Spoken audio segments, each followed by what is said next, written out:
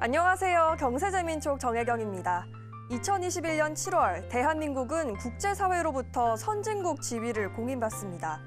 하지만 국민 삶의 질과 행복도는 다른 선진국과 여전히 격차를 보이고 있는데요. 선진국다운 복지를 고민해야 할 때가 아닐까 싶습니다. 복지사회로 나아가는 길, 오늘 경세재민촉에서는 보건복지정책과 사회정책 분야 대표기관 한국보건사회연구원과 함께 고민해 보겠습니다. 한국보건사회연구원 이태수 원장과 함께합니다.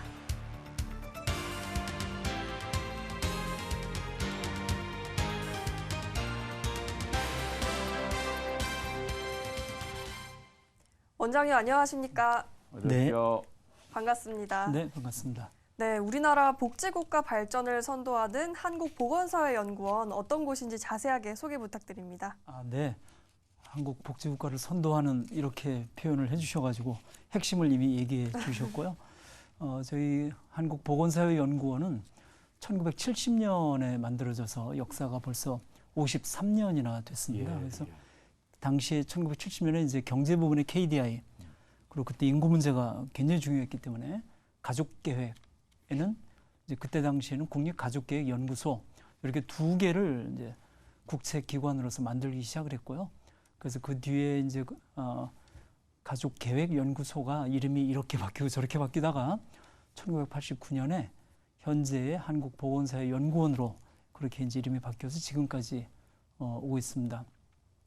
말씀드린 바와 마찬가지로 이제 국가의 정책을 연구하고 또 국가 정책을 수행하는 데 있어서 적극적으로 지원하고 그런 소임을 가지고 만들어진 공공기관에 해당됩니다. 저희는 한 100명이 넘는 박사분들이 보건복지, 그러나 최근에는 이제 보건복지 영역이라는 게 딱 떨어져 있는 것이 아니고 실제로 노동의 문제나 교육의 문제나 아니면은 여러 가지 그 각종 문화의 문제라든지 뭐 점점 더 이렇게 영역이 넓혀져서 사회정책 분야 전체를 저희들이 다루고 있다 이렇게 말씀드릴 수 있고요. 그래서 사회정책을 연구하는 국내외 최고 싱크탱크를 지향하고 있는 그런 기관이라고 볼 수 있습니다. 저희의 뭐 관할 부처라고 할까? 저희가 정확하게 소속돼 있는 데는 국무총리실이고요. 그러나 이제 주로 정부하고 관계를 많이 할 때는 보건복지부 그리고 노동부, 저출산고령사회위원회 뭐 이런 데랑 정책 연구를 하는 데 있어서 중요한 파트너를 이루고 있다 이렇게 말씀드릴 수 있습니다. 네, 우리나라 보건복지 정책을 위해서 다양한 연구를 진행하고 계시다고 들었는데요. 주요 연구는 무엇이고 연구를 어떻게 진행하고 있습니까? 네, 아무래도 뭐 사회정책이라고 아까 크게는 말씀드렸는데 조금 나누어 보면은 소득과 관련된 소득보장 이런 파트가 있고요. 그다음에 요즘에 또 사회 서비스라고 그렇게 부르게 되고 과거에는 뭐 복지 서비스 이렇게만 불렀던 것이 이제 법에 의해서 사회 서비스라는 영역이 명확해졌는데 사회 서비스로 네, 사회 서비스 영역. 그래서 거기에는 이제 교육 서비스, 뭐 문화 서비스, 돌봄 서비스 그리고 노동자를 보호하는 그런 서비스 뭐 굉장히 폭이 넓습니다. 그런데 그런 그 영역 그리고 이제 사회보장의 어떤 재정과 관련된 그런 영역 그리고 이제 저희들이 인구 문제에 대해서 중요한 그런 연구 영역으로 삼고 있고요. 불행하게도 우리나라의 인구 문제가 이렇게 이제 심각한 상태로 지금 와 있는데 인구의 전문 연구기관이 공공 그 연구기관 중에 있냐 그랬을 때는 저희 외에는 현재 없는 것이 아닌가. 그러면은 저희의 소임이 굉장히 크다라는 막중함을 느끼는 반면에 또 국가적으로는 인구 문제를 전담하거나 아니면 인구와 관련해서 다양한 연구기관들이 더 많아야 되는데 그런 면에서는 좀 아쉬운 부분이다 이렇게 말씀드릴 수 있습니다. 원장님 특히 우리나라가 지금 저출산 세계 가장 첫 번째 저출산 국가예요. 또 인구가 줄어가지고 국가적으로 앞으로 계속 침체될 경향이 많아지는데 대단히 중요한 과제인 것 같아요. 이런 부분에 대해서 노력을 많이 해왔음에도 불구하고 계속 그렇게 세계 1등 국가가 된다는 게 참 그 이해가 안 가는데 말이죠. 어떤 문제가 있어서 그런 겁니까? 그러니까 이제 인구의 현재 감소 현상에 대해서는 뭐 많이 그 언론이나 또 다양한 매체들을 통해서 알려져 있기 때문에 그걸 뭐 새삼스럽게 말씀드릴 필요는 없습니다만은 그래도 이제 그런 원인이나 이런 거를 말씀드리기 전에 어느 정도 심각하냐 이런 부분에 대해서 뭐 시청자분들을 위해서 간단히 말씀을 드리면 네. 어쨌든 작년에 충격적이게도 0.78명이라는 합계 출산율을 기록했습니다. 그러니까 이제 합계 출산율이라고 하는 것은 가임기에 해당되는 여성분들이 결국 몇 명의 아이를 낳냐라고 하는 것인데 보통 인구가 줄지 않으려면 2.1명이 돼야 된다. 그런데 그런데 저희는 지금 그거의 3분의 1인 0.78명이고 1.3 이 정도 이하면은 심각한 단계라고 얘기를 합니다만은 그 단계가 됐을 때 뭐 설마 더 내려가겠냐 이런데 지금 반전이 되지 않고 계속 지금 내려가서 특히 코로나19 때에도 일부 그 유럽권에는 올라간 나라가 있는데 우리는 뭐 여지없이 더 떨어져가지고 0.78명 그래서 작년에 24만 9천 명의 아이가 태어났습니다. 그래서 이제 연세가 많이 드신 분들은 정말 우리 때는 너무 많이 태어났는데 이렇게 생각을 하실 거고 1970년 같은 때 예를 들면은 그때가 100만 명이 됐던 그런 시점이기 때문에 한 20년이 조금 넘어서 4분의 1로 줄었고요.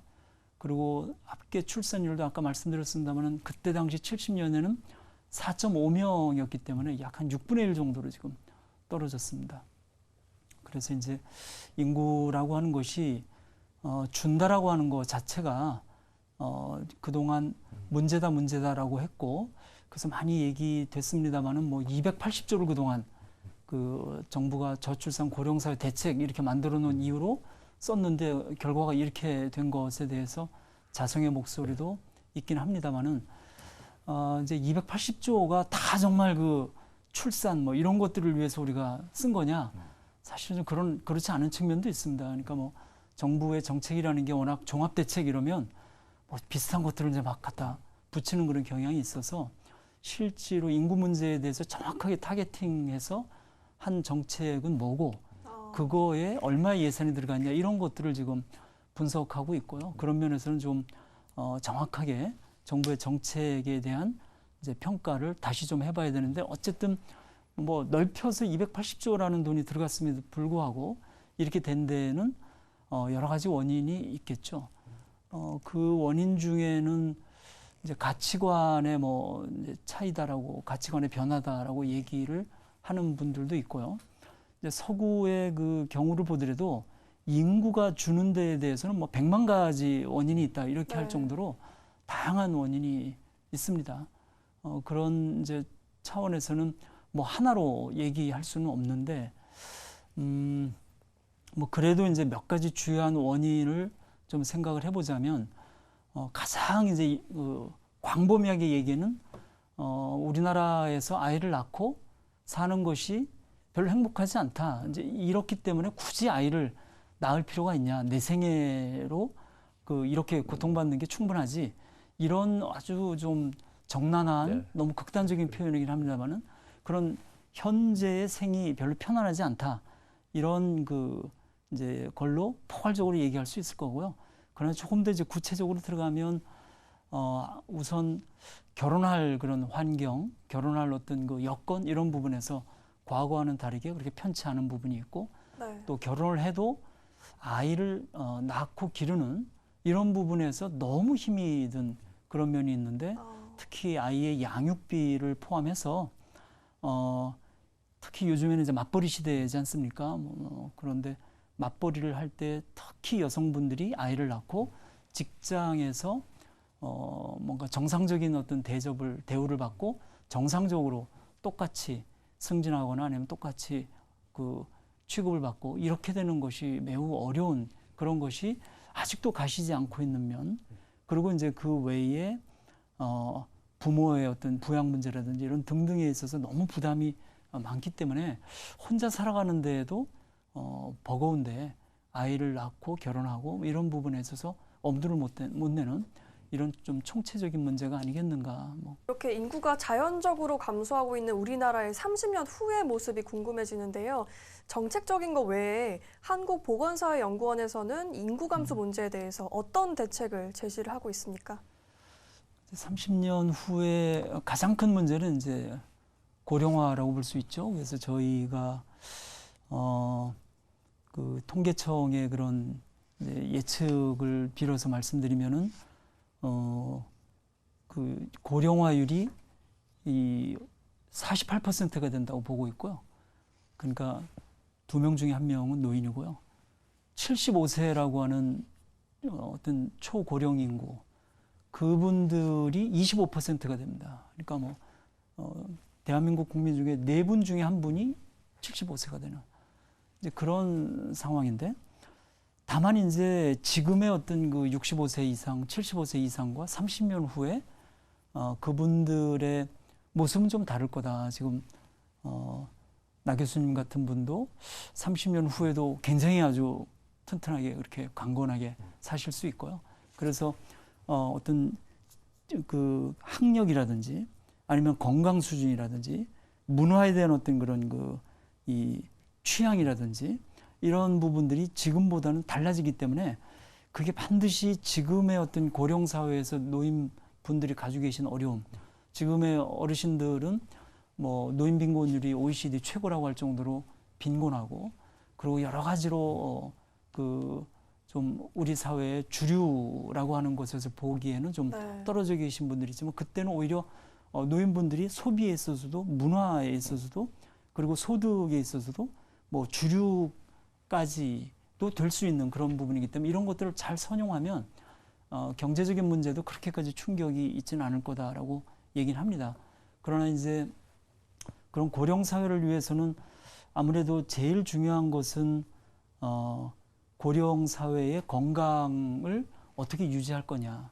그리고 특히 이제 뭐 요양 상태가 좀 됐을 때 이 돌봄을 어떻게 해서 지역 사회 안에서 사실 수 있게 할 거냐. 이게 지금 아마 어르신들을 이렇게 돌아가시는 과정을 지켜본 분들에게 있어서는 굉장히 커다란 그 숙제고, 내가 죽을 때는 과연 어떻게 될 것인지. 그런데 서구에서는 많은 나라들이 이미 벌써 그 지역사회 돌봄이라고 해서 내가 있는 집에서 결국은 가족과 함께 아니면 이웃과 함께 있다가 돌아가시는 이런 그 부분이 완전히 제도적으로 그리고 여러 가지 시스템적으로 보장이 되어 있는데, 우리는 그런 면에서 아직 갈 길이 멀어서 보건사회연구원에서는 그런 그 고령 사회에 어떻게 돌봄의 문제가 해결될 수 있는지 그런 부분에 대해서 연구에 굉장히 집중하고 있고요. 그리고 이제 고령 사회가 됨에도 불구하고 아까 말씀드린 것처럼 어떻게 일자리라든지 아니면은 경제의 활력이라든지 이런 부분들을 우리가 유지할 수 있을 거냐, 그런 부분에서 저희가 경제 연구소는 아닙니다만은 그런 부분에서 또 소명의식을 느끼고 있습니다. 아울러 이제 한 가지만 더 말씀드리면 뭐 연금 문제처럼 우리나라의 과연 어르신들이 안정된 노후를 하기 위해서 가장 필요한 그런 그 소득 보장의 문제, 이 부분은 이제 어떻게 하면은 일정 그 수준 이상으로 할 수 있는 시스템을 만들 건지, 그 부분이 보사연이 또 해야 되는 게 중요한 그 연구 주제라고 보고, 그런 부분에 대해서 많은 박사들이 주력을 하고 있고 정부와도 계속해서 정책 수립하는 데 있어서 파트너십을 유지하고 있습니다. 이렇게 해결해야 할 사회 문제가 정말 많고요. 그만큼 한국보건사회연구원의 책임이 막중할 것 같습니다. 우리를 좀 행복하지 못하게 만드는 이런 문제를 해결하기 위해서 한국형 복지국가를 잘 만들어가야 할 텐데요. 원장님께서는 현재 대한민국의 복지국가를 몇 점 정도로 평가하시나요? 뭐 그거만큼 어려운 질문은 없습니다만은 보통 뭐 60점이 낙제점이라고 얘기를 하는데 뭐 60점 밑으로는 아니고요. 적어도 한 75점 정도 줄 수 있지 않을까 싶습니다. 네, 이제 기본적으로 왜 박하게 줄 수밖에 없냐 하면 우리의 경제 규모에 비해서 지금 쓰는 그 사회 복지를 위해서 쓰는 돈이 너무 적다는 겁니다.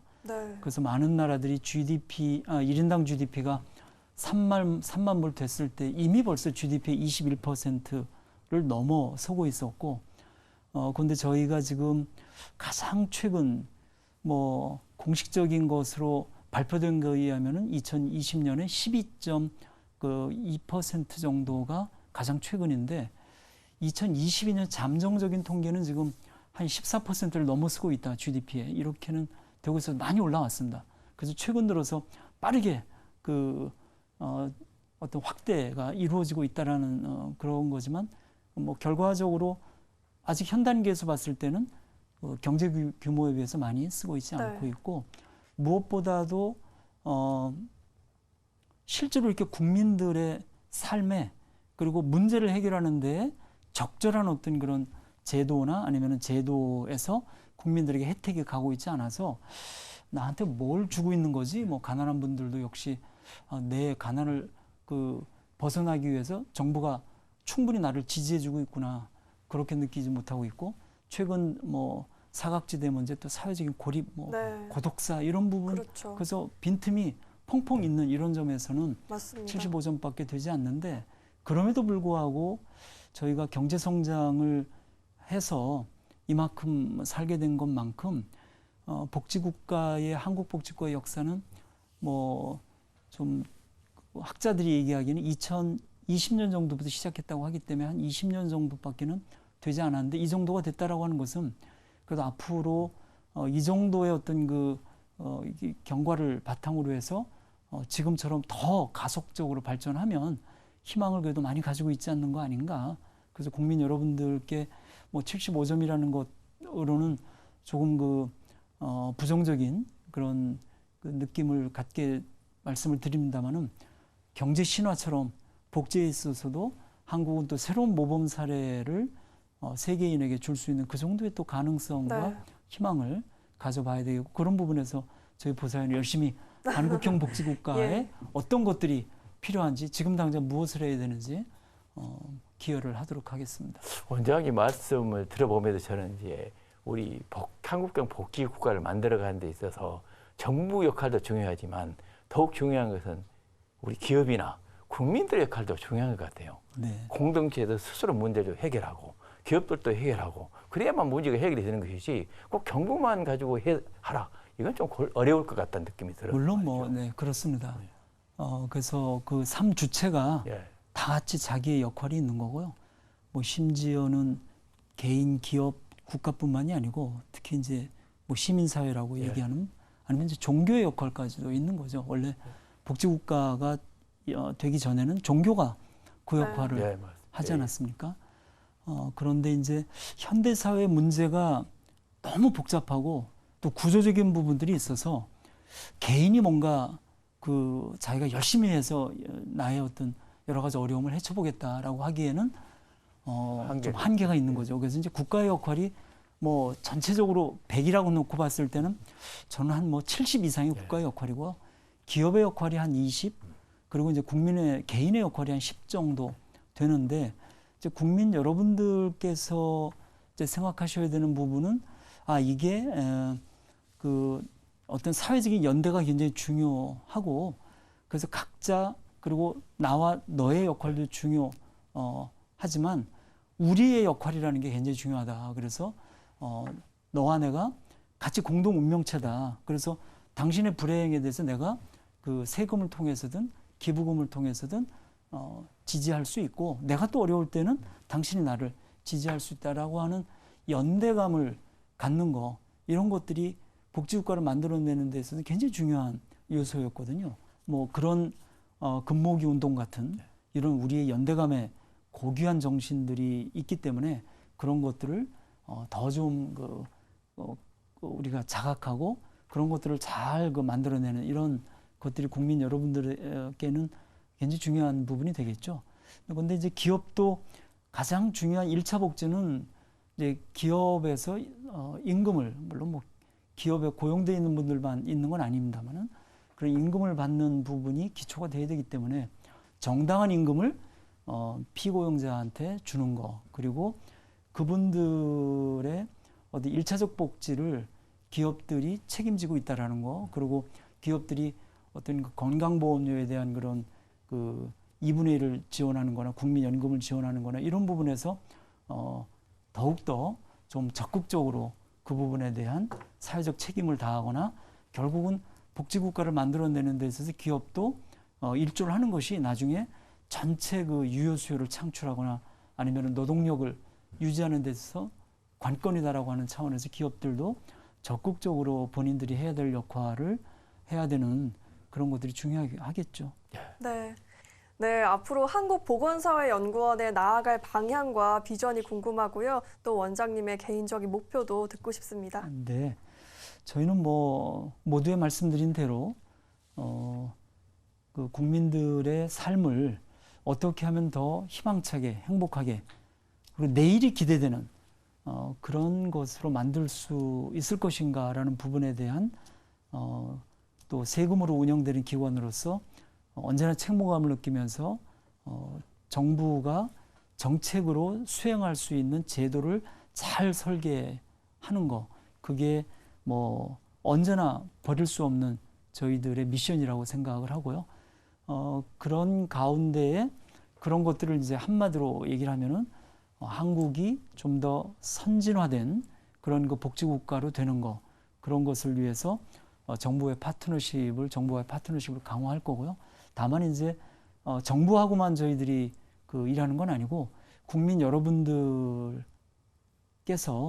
어떻게 하면 복지국가가 만들어질 것이고 어떤 복지국가가 좋은 것인지, 특히 도대체 투표를 어디에다 해야지 네. 좋은 그런 복지국가를 만드는데 정부가 정치인 역할을 할 것인지, 그런 것들에 대해서 여러 가지로 좋은 생각을 가지시도록 저희 연구 성과물들을 국민 여러분들께 뭐 이런 TV 뭐 세팅을 가지고 있지는 않습니다만은 다양한 매체들을 통해서 저희들이 알려드리고 또 국민들이 원하시는 바를 저희들이 잘 살피는 것이 저희들이 해야 될 역할이라고 생각합니다.